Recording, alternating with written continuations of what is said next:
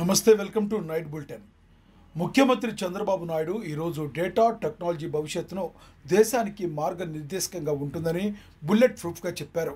ఆంధ్రప్రదేశ్లో మిత్ర పేరిట 751 పౌర సేవలను వాట్సాప్ ద్వారా అందిస్తున్న ప్రణాళిక వేగంగా అమల్లో ఉందని తెలిపారు. అమెరికాలో సిలికాన్ వ్యాలీ ఉంటే భారతదేశంలో క్వాంటమ్ వ్యాలీ అమరావతిలోని స్థాపనలు నువ్వెత్తున అభివృద్ధి చెందుతున్నాయని ఆయన గర్వంతో పేర్కొన్నారు. ప్రజలకు సాంకేతిక ఆవిష్కరణల ద్వారా సేవలు చేరగలిగే విధంగా ప్రభుత్వం పనిచేస్తుందని, డిజిటల్ మాధ్యమాల ద్వారా పారదర్శకత వేగం పెరుగుతున్నదని సీఎం చంద్రబాబు వ్యాఖ్యానించారు. I focused mainly knowledge economy. Today I can say proudly, Hyderabad is getting highest per capita income. Telangana is getting highest per capita income in the country. Most livable city.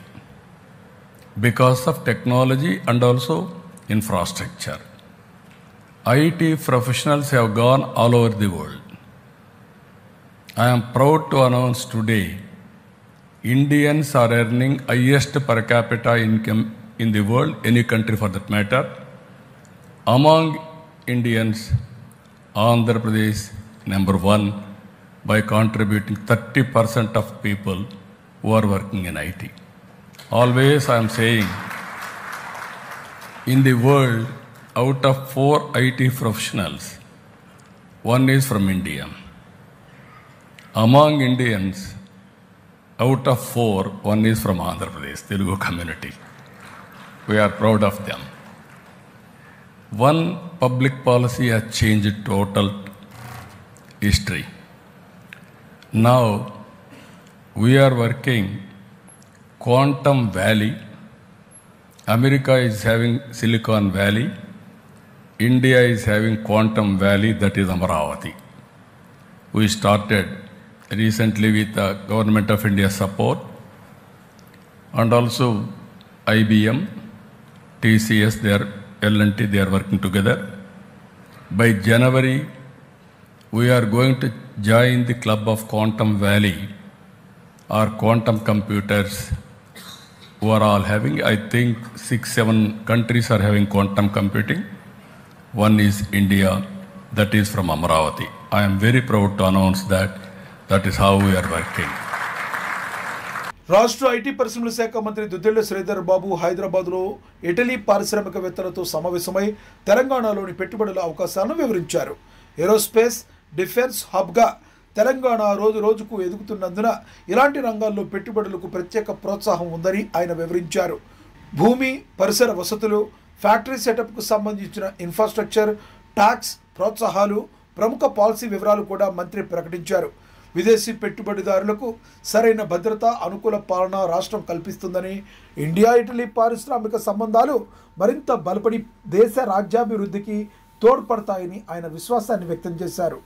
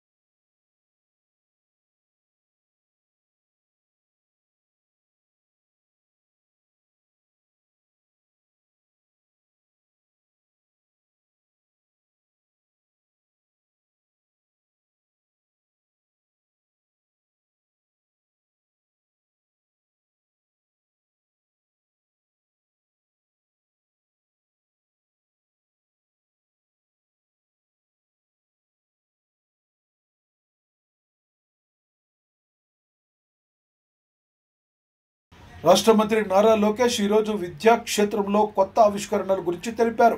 ప్రతి లైబ్రరీలో ఏవైనా ముఖ్యమైన పుస్తకాల మిశ్రమం ఎలా ఉండాలో స్పష్టంగా నిర్ణయించే విద్యార్థులు యువతకు అనుకూలంగా చదువు వాతావరణాన్ని రూపొందిస్తామని ఆయన చెప్పారు. నూతన విద్యా విధానం దృష్ట్యా ఈ లైబ్రరీల పరిశోధన క్రియేటివిటీకి కేంద్రంగా ఉండాలని చెప్పారు. డిజిటల్, ఫిజికల్ మిశ్రమ సేవలు ఉండేలా విద్యార్థులకు పనిముట్లుగా ఉపయోగపడే రీసోర్సులు అందజేయాలని ఆయన సూచించారు. స్కూల్, యూనివర్సిటీ, సింహావళి కలిసి లైబ్రరీలను నెట్వర్క్ చేయించి విద్యార్థులు ఎక్కడైనా ఉచితంగా వినియోగించుకునేలా చేయాలన్న దిశగా కార్యాచరణ వేగవంతంగా సాగుతుందని మంత్రి హామీ ఇచ్చారు. అతీతంగా అందరూ వచ్చి కూర్చుని ఒక యాక్టివిటీ కూడా చేసుకునేటట్టు మేము ఆ సెంటర్ని రూపొందిస్తామని గౌరవ సభ్యులకి నేను తెలియజేస్తున్నాను అధ్యక్ష. ఇది కూడా ఒక స్కెడ్యూల్ ప్రకారం చేస్తాం. ఆ ప్లాన్స్ అని సంబంధించిన ఎమ్మెల్యేలకి, ఎంపీలు కూడా మేము షేర్ చేస్తాం. మీరు మీ సూచనలు కూడా ఇవ్వాలని గౌరవ సభ్యులందరూ కూడా నేను తెలియజేస్తున్నాను అధ్యక్ష. మీరు అన్నట్టు పిల్లల్లో ఈ పుస్తకాలు చదవాలనే అలవాటు రావాలి. చిన్న వయసులోనే అలవాటు అవుతే ఈ ఫోన్లకి అన్నిటికీ కొంతవరకు దూరంగా ఉంటారు.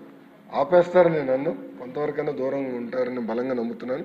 అది మా ఇంట్లోనే మేము పాటిస్తున్నాం. దానివల్ల ఎంత మార్పు వచ్చిందో దేవాంశం నేనే చూశాను స్వయంగా. ఇది ఒక ప్యాషన్ సబ్జెక్ట్ నాకు. తప్పనిసరిగా మేము సీరియస్గా తీసుకుంటాం. రాబోయే 6 నెలల్లో ఈ లైబ్రరీస్లో మార్పు అనేది మీరు చూస్తారు. మంగళగిరి నియోజకవర్గంలో ఒక మోడల్ లైబ్రరీ, ఎందుకంటే నేను కూడా అన్ని 175 నియోజకవర్గాల్లో ఒక మోడల్ లైబ్రరీ కూడా ఉండాలని ఒక నిర్ణయం తీసుకున్నాం. దానికి ఎలా ఉంటే బాగుంటుంది అనేది మంగళగిరిలో మేము ఆల్రెడీ ఏర్పాటు చేస్తున్నాం. ఎండ్కి వచ్చింది వరకు అక్టోబర్లో మేము ప్రారంభిస్తాం. దానికి మిమ్మల్ని కూడా పిలుస్తాం అధ్యక్ష. మీ చేతుల మీదుగా ప్రారంభిద్దాం. మీరు కూడా చూసిన ఫీడ్బ్యాక్ ఇవ్వండి. జాగృతి నాయకురాలు కల్వకుంట్ల కవిత గాజుల రామారం ప్రాంతంలో హైడ్రా కూల్చివేతల బాధితులను సందర్శించి వారికి సానుభూతి తెలిపారు. పేద ప్రజలను ఇళ్లు కూల్చివేయడాన్ని ఆమె అన్యాయంగా తెలిపారు. మన్నించి బాధితుల పక్షంలో నిలబడి న్యాయం చేయాలని ఆదేశాలు, హామీలు ఇచ్చారు.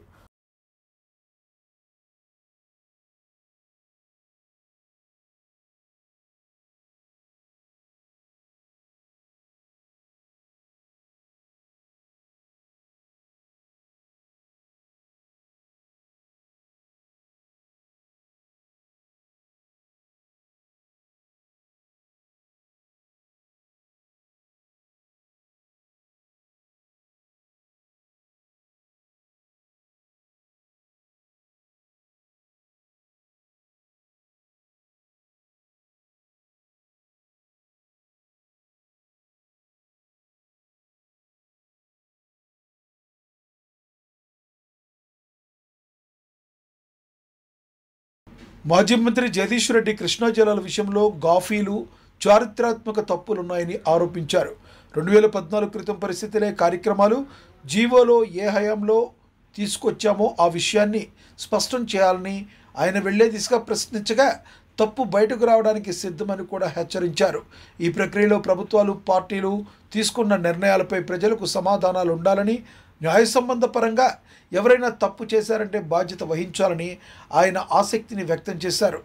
నీటి హక్కుల రక్షణ ప్రశ్నగా మిగలకుండా న్యాయ పద్ధతుల ద్వారా నిర్ణయం తీసుకోవాలని పిలుపునిచ్చారు. కాంగ్రెస్ పార్టీ ప్రభుత్వంలోనే ఇది జరిగింది, యూపీఏతోనే ఇది జరిగింది, రీఆర్గనైజేషన్ యాక్ట్ వచ్చినప్పుడే ఇది జరిగింది అని నేను అంటున్నా. ఆ ద్రోహానికి బాధ్యులు మీరే.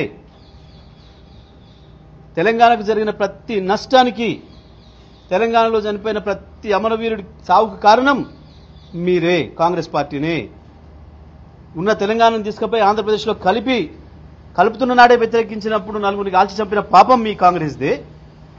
ఆ తర్వాత 69లో రాష్ట్రం కావాలన్నప్పుడు 400 మంది చంపిన పాపం మీదే. ఆ తర్వాత 2004లో పొత్తు పెట్టుకొని ఇవ్వకుండా సతాయించి ఆఖరికి కేసీఆర్ దీక్ష తర్వాత ఇచ్చినాక కూడా మళ్ళీ ఇచ్చిన ప్రకటన వెనుకకు తీసుకొని ఆంధ్రాలో కృత్రిమ ఉద్యమాన్ని సృష్టించి ఇక్కడ కూడా 400-500 మంది పిల్లలు మళ్ళీ చనిపోవడానికి కారణం కూడా మీ కాంగ్రెసే. నీళ్ల విషయంలో జరిగిన ద్రోహమైనా, నిధుల విషయంలో జరిగిన ద్రోహమైనా, ఉద్యోగాల విషయంలో జరిగిన ద్రోహమైనా వీటన్నిటికీ కారణం కాంగ్రెస్ పార్టీనే తప్ప ఇంకొకరు కూడా కాదు.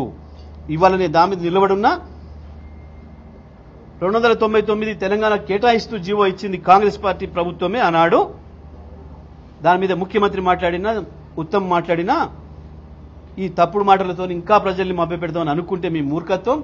దాని మీద మేము ఏ చర్చకైనా సిద్ధం, ఏ శిక్షకైనా సిద్ధంగా ఉన్నాం.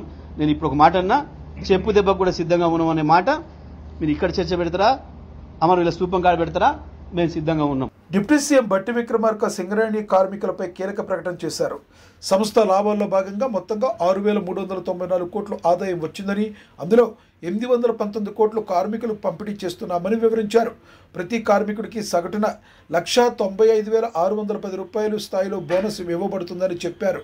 అలాగే 30,000 కాంట్రాక్ట్ కార్మికులకు 5,500 వజ్రా ప్యాకేజ్ను ప్రకటించారు.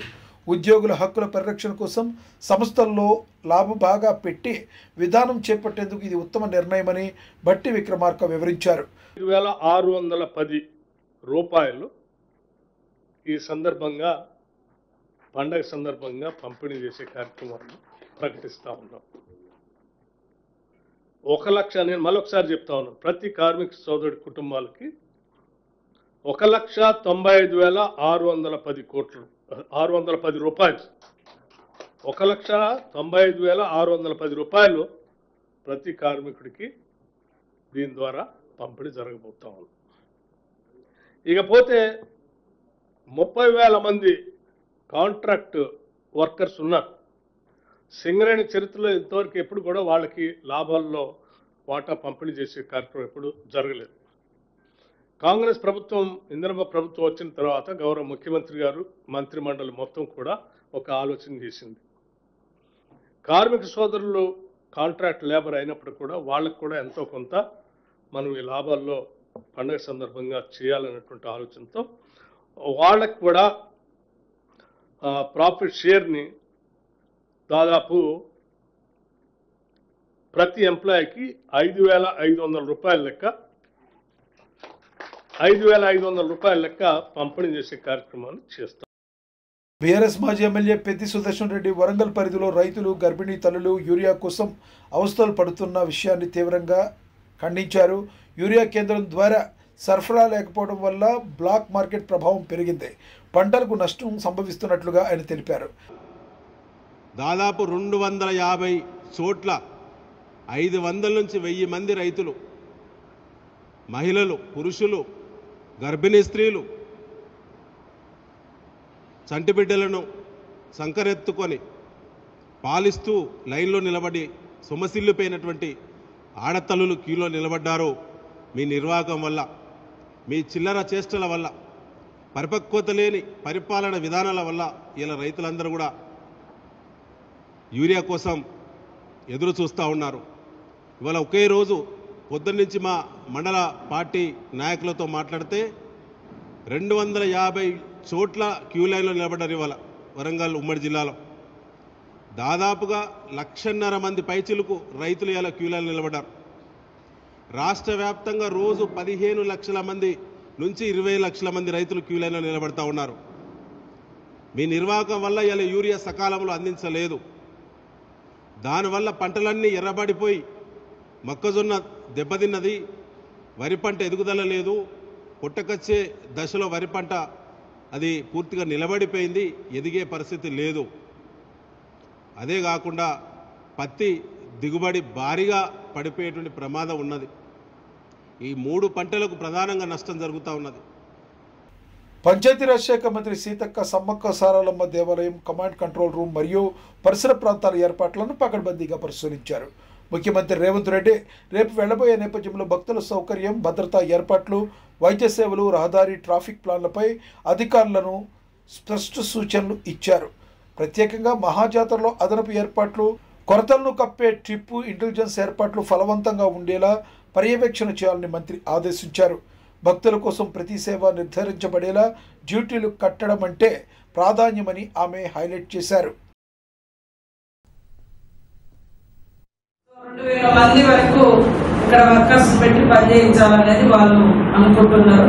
దయచేసి ఇది ఒక యజ్ఞం కంటే ఎక్కువ చిత్తశుద్ధితోటి, భయంతో, భక్తితో, మరి మనం ఎంతో నమ్ముకొని విశ్వాసంతో చేస్తున్నటువంటి పని కాబట్టి ఇందులో ఎవరికి ఎలాంటి దురుద్దేశం ఉండకూడదు.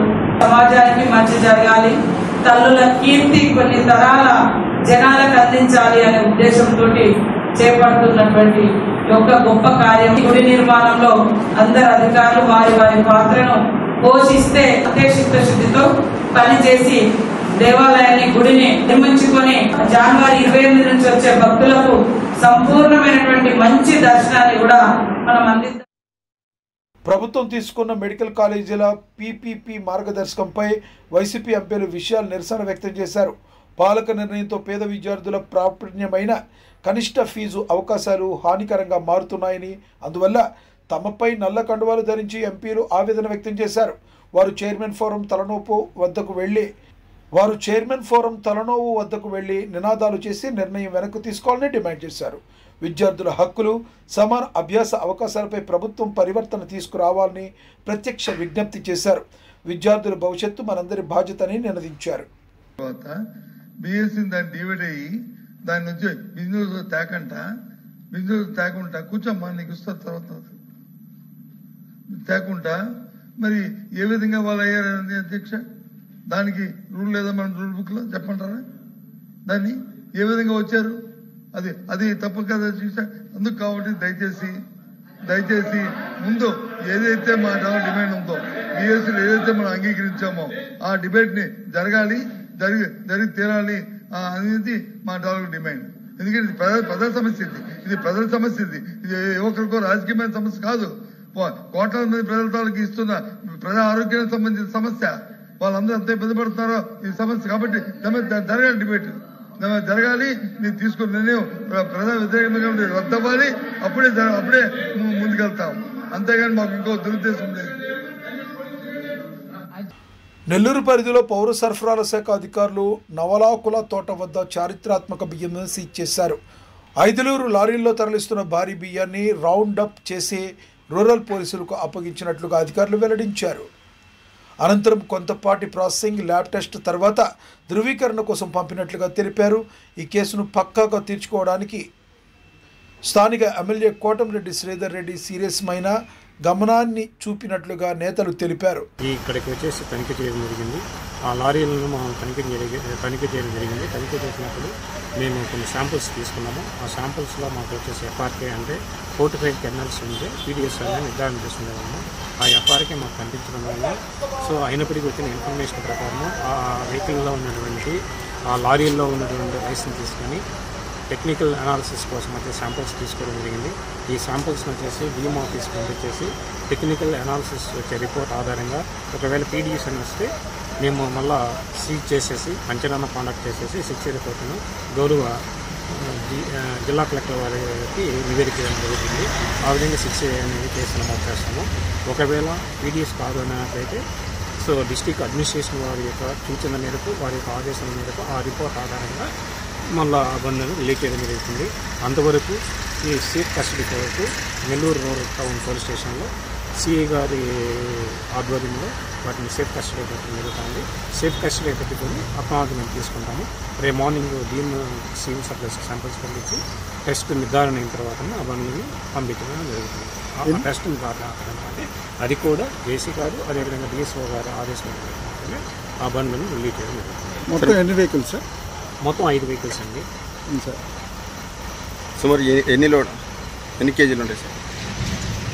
150 మొత్తం వచ్చేసి ఒక్కొక్క లారీలో సుమారుగా ఒక 30 టన్నులు ఉండొచ్చు. సో ఆ విధంగా 5 లారీలు ఇచ్చి 150 టన్నులు. మొత్తం 12 లారీలు ఇన్ఫర్మేషన్ వచ్చింది సార్? మాకైతే రాలేదండి. మేము వచ్చినప్పుడు ఇక్కడ చూసినప్పుడు కూడా మేము ఇమీడియట్గా మా ఆధ్వర్యంలో అదేవిధంగా ప్రెస్ పర్సన్స్ కూడా వచ్చారు, సాక్షుల సంబంధించి తర్వాత వేరే పర్సన్ ఏదో కూడా వచ్చారు. వాళ్ళ సంస్థలోనే మేము చూడడం జరిగింది. మాకు వచ్చిన ఇన్ఫర్మేషన్ ప్రకారం ఇమీడియట్గా మేము ఇక్కడ రావడం జరిగింది. ఇక్కడ వచ్చినప్పుడు ఆ లారీలు మాత్రమే గమనించాం. యాక్చువల్గా 2 లారీలకు సంబంధించిన ఇన్ఫర్మేషన్ మాకు వచ్చింది. ఆ 2 లారీలు అదే కాకుండా ఆ 2 లారీలతో పాటు ఉన్న లారీలను కూడా మేము చెక్ చేయడం జరిగింది. సార్ ఇది ఎక్కడి నుంచి ఎక్కడికి వెళ్తున్నాయి సార్ ఈ లారీలు? సో ఇవి వచ్చేసి మాకున్న బిల్లుల ప్రకారం వచ్చేసి ఇవి చెన్నైకి బయలుదేరుతున్నాయి. చెన్నైకి ఇవి వచ్చేసి ఏదైతే ప్రకాశం జిల్లాలోని నుంచి బెస్తవారిపేట నుంచి వస్తున్నాయి అనేసి బిల్లులు ఉన్నాయి.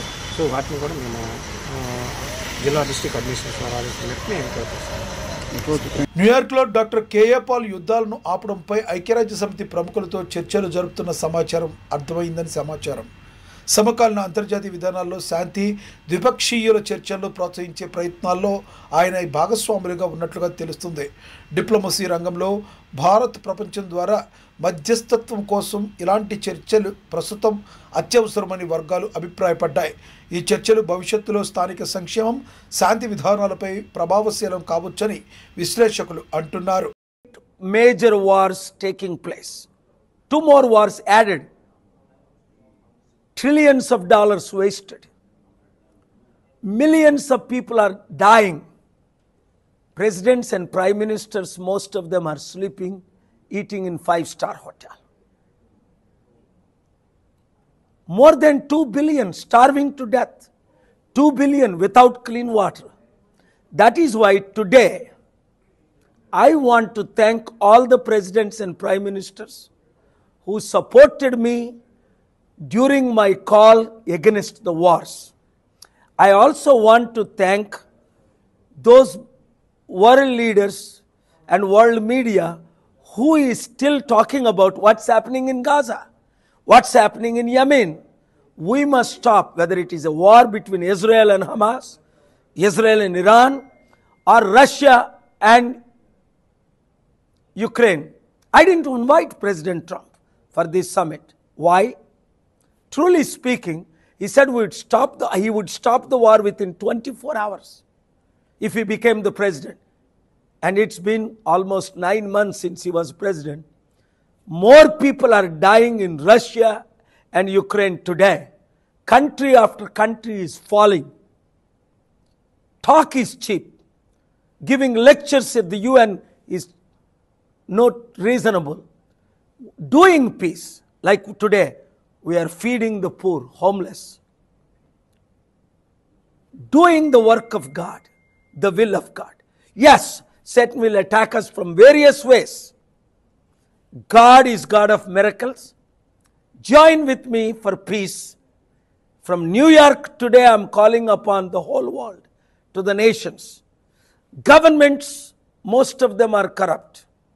We need good leaders, good ministers, good governance who care for poor, the needy, widows, orphans, and the mission. Yes, Satan is a liar. Satan came to steal and kill, but God came to save which was lost. So join with me to save, help the poorest of the poor, the 2 billion who are dying and suffering without clean water, food, home, shelter. And also, let's act instead of talking. రాష్ట్ర హోంమంత్రి వంగలపూడి అనిత విజయవాడ ఉత్సవ సందర్భంగా ఇంద్రకీలాద్రిపై ప్రత్యేక దర్శనం నిర్వహించుకుని భక్తుల గౌరవాన్ని, సురక్ష ఏర్పాట్లను పరిశీలించారు. దసరా ఉత్సవాల్లో 20 లక్షల మంది భక్తులు రావచ్చునని ప్రాథమిక అంచనాలు ఉండడంతో ప్రతి సౌకర్యాన్ని, రహదారి, ట్రాఫిక్ ప్లాన్లను పకడ్బందీగా ఏర్పాట్లు చేయాలని సూచించారు. భక్తుల సాఫ్ట్ ఎంట్రీ, వైద్య, సెక్యూరిటీ ఏర్పాట్లపై ఆమె స్పష్టమైన మార్గదర్శకాలు ఇచ్చారు. అందరికీ, తెలుగు ప్రజలందరికీ, దేశంలో ఉన్న ప్రజలందరికీ కూడా, ఎస్పెషల్లీ ఆంధ్ర రాష్ట్ర ప్రజలందరికీ కూడా కనకదుర్గమ్మ శరన్నవరాత్రి మహోత్సవాలు ప్రారంభ శుభాకాంక్షలు తెలియజేసుకుంటూ, ఈరోజు నుంచి జరగబోయే నవరాత్రి ఉత్సవాలు అంగరంగ వైభవంగా ఇంద్రకీలాద్రి మీద ఈరోజు మనకి స్టార్ట్ అవ్వడం నిజంగా చాలా శుభపరిణామం కింద భావించాలి. ఈరోజు ఎంతమంది భక్తులు రాగలరు, ఎంతమంది భక్తులు వస్తారు, లాస్ట్ ఇయర్ శరన్నవరాత్రుల ఉత్సవాల్లో ఓవరాల్గా ఎంతమంది వచ్చారు, ఈసారి ఎంతమంది వస్తారు అన్న బ్యారేజ్ వేసుకొని అటు దేవాదాయ శాఖ కానీ అదేవిధంగా ఓవరాల్ అడ్మినిస్ట్రేషన్ దగ్గర 36 విభాగాలన్నీ కూడా ఇక్కడ కూర్చొని ఏర్పాట్లన్నీ కూడా సమీక్షించడం జరిగింది. సుమారుగా పోలీస్ సిబ్బంది దగ్గర 4500 మంది పోలీసు సిబ్బంది కూడా ఈరోజు ఇక్కడ డిప్లాయ్ అయి ఉన్నారు. ఏ భక్తులకి కూడా అసౌకర్యాలు కలగకుండా ఉండాల్సిన బాధ్యత కూడా ఈరోజు గవర్నమెంట్ తీసుకుంది. ప్రత్యేకంగా ఈ నవరాత్రి ఉత్సవాల్లో లాస్ట్ ఇయర్ సుమారుగా 13 లక్షల మంది ఈ నవరాత్రి ఉత్సవాల్లో పాల్పంచుకున్నారు అని చెప్పి మన దగ్గర వైసీపీ ఎమ్మెల్సీ బొత్స సత్యనారాయణ ఈరోజు టిఫిన్ ఐటమ్స్పై జీఎస్టీ పన్ను పరంగా స్పష్టత కోరారు. పరోటా, రోటీ లాంటి అంశాలకు ట్యాక్స్ ఉండదన్న నిర్దిష్ట వ్యాఖ్యలు ఉంటే సౌత్ ఇండియన్ టిఫిన్స్లో ఇడ్లీ, దోశలపై ఉన్న అనిశ్చితిని కూడా తక్షణమే క్లియర్ చేయాలని ఆహ్వానించారు. హోటల్కి వెళ్తాం, మనం రేపు ఉదయం చపాతీ, రోటీ తింటాము, లేదు ఇడ్లీ, దోశ తింటాము. మన దగ్గర అయితే ఎక్కువగా 90% ఇడ్లీ, దోశ తింటారు. అదే మేము ఉత్తర భారతదేశం పోతే, ఢిల్లీ కానీ ఎక్కడికైనా పోతే ఆ చపాతీ లేకపోతే పరోటా తింటారు. పరోటాకి రోటీకి క్లారిటీగా ట్యాక్స్ లేదని రాస్తుంది. మరి ఇడ్లీకి దోసుకుందా లేదా ఒకసారి మీరు ఆలోచన చేయండి, క్లారిటీ అడగండి అని చెప్పాం.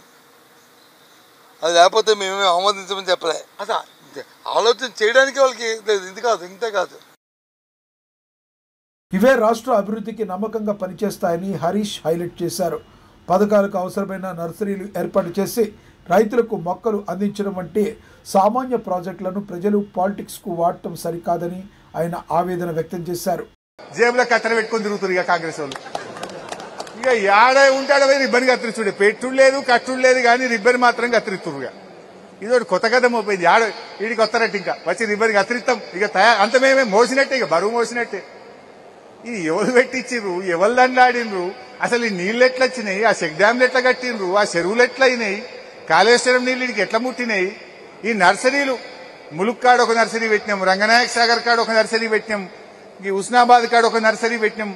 ఆయిల్ పామ్ మొక్కలు పెంచడానికి కూడా 3 నర్సరీలు పెట్టి తండ్లాడి మొక్కలు పెంచి రైతులకు ఇచ్చి దీన్ని అంత చేసి పెడితే ఇక మేము తిరిగి వస్తామన్నట్టు వచ్చింది. ఈ రకంగా జరుగుతూ ఉంది.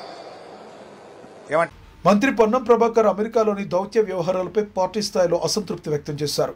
విదేశాల్లో చదువు ఉద్యోగాల కోసం ఉన్న నిబంధనలు తరచూ ఆటంకంగా మారుతున్నాయి. దీని కారణంగా టెక్ పటిష్ఠులైన మన రాష్ట్ర వాసులు కూడా పనుల కోసం ఇబ్బంది పడుతున్నారని అన్నారు. విదేశాల్లో ఉన్న తెలంగాణీయులు ఇక్కడ పెట్టుబడులు పెట్టేలా ప్రోత్సహించడం రాష్ట్రాభివృద్ధికి కీలకం. దీనికోసం ప్రభుత్వ అనుకూల వాతావరణాన్ని సృష్టించాలని ఆయన సూచించారు. అమెరికా దేశానికి సంబంధించినటువంటి నియమ నిబంధనలు మనం పోవాలనుకునే విద్యార్థులకు ఆటంగా కలుగుతోంది. ఈ దౌత్య సంబంధాల్లో విదేశాంగ శాఖ తరఫున ఇటువంటి నియంత్రణ పెడతా ఉన్నప్పుడు భారత ప్రభుత్వం పూర్తిగా వైఫల్యం పొందింది. ఎందుకంటే ఇక్కడ నుంచి ఉపాధి కొరకో ఉన్నత విద్య కొరకో పోయేటువంటి పనిలో ఉన్నటువంటి వాళ్లకు ఇదొక పెద్ద ఆటంకం. నేను ఈ సందర్భంగా తెలంగాణ బిడ్డలందరికీ అమెరికాలో లేదా విదేశాల్లో ఉన్నటువంటి వాళ్ళ యొక్క తెలివంతులు, ఉదాహరణకు మన దేశానికి సంబంధించిన 100 మంది సీఓలు బయట దేశాల్లో ఉన్నారు. వాళ్ళ తెలివిని ఇక్కడ పెట్టి ప్రభుత్వాలు మీకు కూడా ఎర్ర కార్పెట్ వేసి ఇక్కడ ఆహ్వానం పలకడానికి సిద్ధంగా ఉన్నాయి. వేరే దేశాలలోనూ ఇన్వెస్ట్మెంట్ చేయమని కంటే మీరు వేరే దేశాల్లో ఇన్వెస్ట్ చేసిన అమౌంట్ అంతా తెచ్చి ప్రభుత్వం మీకు సానుకూలంగా పాలసీ తయారు చేసే ప్రయత్నం జరుగుతుంది. తప్పకుండా విదేశాల్లో ఉన్న వాళ్ళంతా కూడా వచ్చి ఈ తెలంగాణ రాష్ట్రంలో పెట్టుబడులు పెట్టి గ్రామీణ ప్రాంతాల్లో సెకండ్ టైర్ అంతా హైదరాబాద్ చుట్టే కాకుండా ఇటువంటి ప్రాంతాల్లో మేము ఇక్కడ రేపొద్దున ఇండస్ట్రియల్ ఎస్టేట్ ఏర్పాటు చేస్తాను, లేకపోతే ఇతర రకరకాలుగా గ్రామీణ ప్రాంతాలకు విస్తరణ జరిగే విధంగా పారిశ్రామికరణ చేస్తూ ఇతర సాంకేతికపరమైనటువంటి అభివృద్ధిని చేయాలని ఈ యొక్క పరిస్థితులలో విదేశాల్లో ఉన్నటువంటి తెలంగాణ బిడ్డలందరికీ విజ్ఞప్తి చేస్తా ఉన్నాం. అప్డేట్స్ చూస్తూనే ఉండండి. మరో బులెటిన్లో కలుద్దాం. నమస్తే.